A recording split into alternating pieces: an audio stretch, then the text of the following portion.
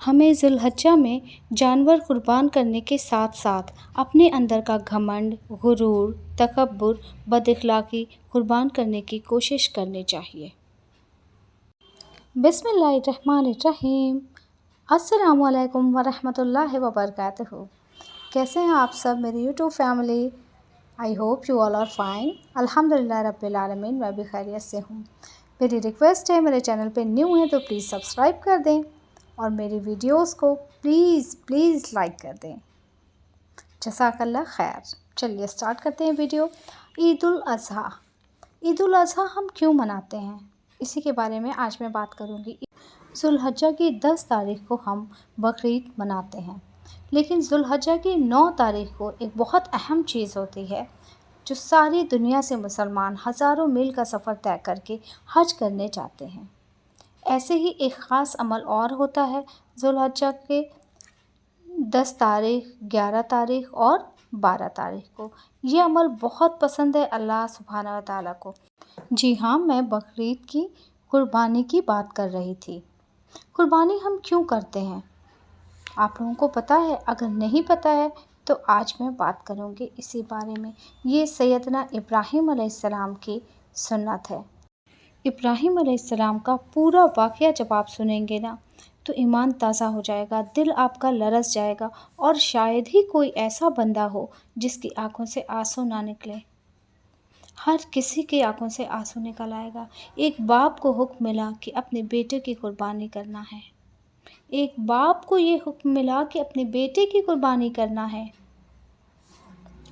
حضرت ابراہیم علیہ السلام، اللہ نے ان سے بہت بڑا مرتبہ دیا ہے، اور اللہ سبحانہ و تعالیٰ نے ان سے بہت سارے کام لیے ہیں، جیسے مکہ مکرمہ میں کعبہ شریف کی تعمیر بھی حضرت ابراہیم علیہ السلام نے ہی کی تھی، اور ابراہیم علیہ السلام کو خلیل اللہ کا لقب ملا تھا۔ خلیل مطلب دوست، اللہ کا دوست۔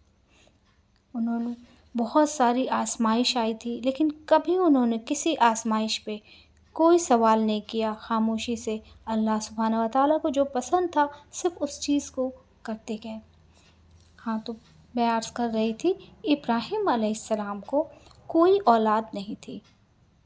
60 سال 60 ایئرس تک مسلسل مانگتے رہے اللہ سبحانہ و تعالیٰ سے کہ مجھے اولاد دے دیجیے، مجھے اولاد سے نواز دیجیے۔ پھر 60 سال کے 60 ایئرس کے بعد جب ابراہیم علیہ السلام کی عمر اس وقت 84 سال کی تھی، تب اللہ سبحانہ و تعالیٰ نے انہیں ایک خوبصورت سا بیٹا دیا۔ اس بیٹے کا نام اسماعیل رکھا گیا۔ اسماعیل علیہ السلام بعد میں وہ بھی آگے چل کے نبی بنے۔ آپ تصور کیجئے کہ 60 سال تک کی مسلسل دعاؤں کے بعد یہ بچہ ابراہیم علیہ السلام کو ملا، اور کتنی التجاؤں، کتنی دعاؤں کے بعد ملا، تو کتنے لاڈلے ہوں گے اسماعیل علیہ السلام اس وقت، آنکھوں کے تارے رہے ہوں گے۔ اور اس وقت اللہ سبحانہ و تعالیٰ کی اور سے یہ حکم ہوا کہ آپ اپنی بچے کو اور اس کی ماں کو کہیں پہ دور جا کے چھوڑ کے آنا ہے۔ ابراہیم علیہ السلام سوچیے کتنے خوش تھے بچے کے، اس پہ اتنے دنوں کے بعد بچہ ملا، بچے کی تمنا میں وہ ایک دم سے بوڑھے ہو گئے، اور اتنے دنوں کے بعد ملا، اور پھر کیا حکم ملتا ہے کہ ان بچے کو چھوڑ کے آنا ہے۔ ابراہیم علیہ السلام بنا کسی سوال کے بس صرف یہ پوچھے کہ اللہ تعالیٰ کہاں پہ لے کے جانا ہے۔ اللہ سبحانہ و تعالیٰ نے کہا کہ جبرائیل علیہ السلام جو فرشتے ہیں وہ آئیں گے، وہی آپ کو بتائیں گے راستہ کہاں پہ جانا ہے۔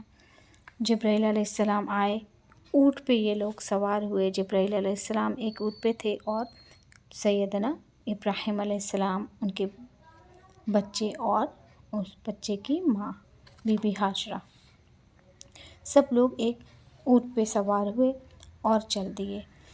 یہ فلسطین سے سفر طے ہوا، میلوں کا سفر طے کرتے کرتے کرتے وہاں پہ پہنچے وہ لوگ، کہاں پہ؟ مکہ شریف میں۔ مکہ شریف میں جہاں اس وقت کالے کالے پہاڑ، نہ کوئی ہریالی، نہ کچھ، صرف ویرانہ جنگل جیسے ٹائپ کا عجیب وحشت والی جگہ اس وقت پہ وہ تھی۔ وہاں پہ ابراہیم علیہ السلام 1 یا 2 دن وہاں پہ قیام کیے، اس کے بعد جانے لگے۔ تب بی بی ہاجرہ پریشان ہو گئی کہ کیوں ہمیں چھوڑ کے جا رہے ہیں، کہاں جا رہے ہیں، آپ کب آئیں گے؟ بہت سارے سوال کر رہی تھیں، لیکن ابراہیم علیہ السلام کسی سوال کا کوئی جواب نہیں دے رہے تھے۔ پھر انہوں نے پوچھا کہ کیا یہ اللہ کا حکم ہے؟ تو سیدنا ابراہیم علیہ السلام نے کہا کہ ہاں۔ پھر وہ سمجھ گئیں کہ اللہ کے حکم ہے، تب پھر وہ راضی ہیں۔ پھر انہوں نے جانے دیا۔ دیکھتی رہیں، پھر ابراہیم علیہ السلام آنکھوں سے اوجھل ہو گئے۔ اپنے بچے کو لے کے وہاں وہ اکیلے اس ویرانے میں تھیں۔ سوچی کیسے انہوں نے ایک ایک وقت گزارا ہوگا، اس ماں نے ایک ایک لمحہ کتنا مشکل رہا ہوگا، ایک دودھ پیتا بے زبان بچہ ساتھ میں، اور اتنی تنہائی نہیں، مطلب نہ کوئی آدمی نہ آدمزاد۔ پھر اس کے بعد ان کا کھانا پانی بھی کچھ دنوں کے بعد ختم ہو گیا۔ وہاں پانی کا بھی کوئی انتظام نہیں تھا، کچھ بھی نہیں تھا۔ وہاں پہ 2 پہاڑیاں تھیں، ایک کا نام صفا اور دوسری پہاڑی کا نام مروہ۔ تو بی بی ہاجرہ کبھی صفا کی پہاڑی پہ چڑھتی، پھر دوڑ کے اترتی نیچے بچے کے لیے، پھر بچے کو دیکھتی، اس کے بعد پھر مروہ کی جانب جاتی، پھر دوڑ کے تیزی سے نیچے آتی، پھر بچے کو دیکھتی، پھر صفا پہ جاتی کہ شاید دور سے آتا کوئی قافلہ دکھے تو اس سے کچھ کھانے کا کچھ پانی کا مانگنے۔ اور بچہ بے تحاشا رو رہا تھا بھوک کی وجہ سے، بہت زیادہ رو رہے تھے۔ اس کے بعد پھر بچے کی عادت ہوتی نا، جب وہ روتے ہیں تو ہاتھ پیر ہلاتے ہیں، اور وہ اپنی ایڑی رگڑ رہے تھے اسماعیل علیہ السلام۔ پھر ایڑی رگڑتے جب ایسے 7 چکر بی بی ہاجرہ دوڑی ہیں، بار بار پہاڑوں پہ گئی ہیں اور نیچے آئی ہیں۔ اب تو بہت آسان ہو گیا، جب آپ جائیں گے نا عمرہ کرنے یا حج کرنے تو آپ دیکھیں گے کہ بہت آسانی سے وہاں پہ ٹائلس لگی ہوئی ہے، آپ کو کوئی بھی پرابلم نہیں ہوگی، اے سی چل رہے ہوں گے، بالکل نہیں۔ اور اس وقت تو تپتی دھوپ، بہت تیز دھوپ میں سوچیے، اور اکیلی، اور اس بچے کو چھوڑ کے تنہا وہ جاتی تھی پہاڑ پہ، کیسے کیسے چڑھتی رہی ہوں گی۔ تو یہ بی بی ہاجرہ کی جو سنت ہے نا، اسے بھی رکھا ہے حج میں، اس سنت کو بھی سب لوگ کرتے ہیں، بنا کہ آپ کا حج عمرہ مکمل نہیں ہوگا۔ پھر اس کے بعد ایڑی رگڑتے وہیں سے پانی کا ایک چشمہ پھوٹا، اور پھر بی بی ہاجرہ جلدی جلدی اس کو کہنے لگی زم زم، اٹ مینس ٹھہر جا۔ اس پانی کو جلدی جلدی میڈ جیسے مطلب کچھ کرنے لگی، روکنے کا انتظام، کہ مطلب یہ بہہ کے نہ جائے، پی لیں، ضائع نہ ہو جائے، میں کچھ پانی بھر لوں، پی لوں۔ پھر اس کے بعد سے ایسے ہی دن گزرنے لگے۔ اللہ سبحانہ و تعالیٰ ہی ان کے نگہبان تھے، اور ایک ایک دن ان کا گزرتا رہا، اور دھیرے دھیرے بچہ بڑا ہوتا گیا، حتیٰ کہ وہ چلنے لگا، بولنے لگا۔ اور اپنے باپ کو تو دیکھا ہی نہیں تھا، کیونکہ ابراہیم علیہ السلام تو بالکل چھوٹے پہ ہی چھوڑ کے چلے گئے تھے۔ پھر اس کے بعد ادھر ابراہیم علیہ السلام کو ایک دن خواب میں کہ بتایا جا رہا تھا کہ آپ اپنی قیمتی چیز قربان کریے۔ تو ابراہیم علیہ السلام نے بکریوں کو قربان کیا، بہت ساری۔ پھر دوسرے دن یہی خواب آیا کہ آپ اپنی قیمتی چیز قربان کیجیے۔ پھر ابراہیم علیہ السلام نے ایسے اونٹ کو قربان کر دیا۔ پھر ابراہیم علیہ السلام کو یہی خواب آیا، اپنی قیمتی چیز قربان کرنا ہے۔ تب ابراہیم علیہ السلام سمجھ گئے کہ میری سب سے زیادہ قیمتی چیز، جو اتنے سالوں سے میں مانگ رہا تھا دعا، اسماعیل علیہ السلام کو اللہ سبحانہ و تعالیٰ نے جو دیا ہے، لگتا ہے انہی کی قربانی دینا ہے۔ سوچیے ایک بچہ جس کی اتنی طلب تھی، وہ ہونے کے بعد اس کو دور چھوڑا ہے، اس کے باوجود پھر اب یہ تھا کہ اس کی قربانی دینا تھا۔ لیکن ابراہیم علیہ السلام، سبحان اللہ، اللہ نے ان کو کتنا صبر دیا تھا کہ وہ اس پہ بھی تیار ہو گئے بنا کسی سوال کے۔ اس کے بعد پھر ابراہیم علیہ السلام فلسطین کی اور سے پھر سے چلے مکہ شریف کی جانب۔ پھر جب وہاں پہنچے تو تقریباً اس وقت ابراہیم علیہ السلام کی عمر 92 سال اور بچے کی عمر 7 سال تقریباً۔ تو بچے کو جب پہلی بار وہ بچہ اپنے باپ سے ملا، اس کو جی بھر کے پیار کیا۔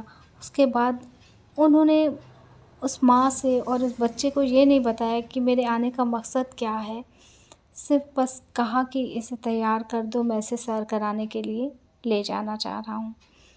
تو انہوں نے بھی خوشی خوشی اس کو تیار کر دیا۔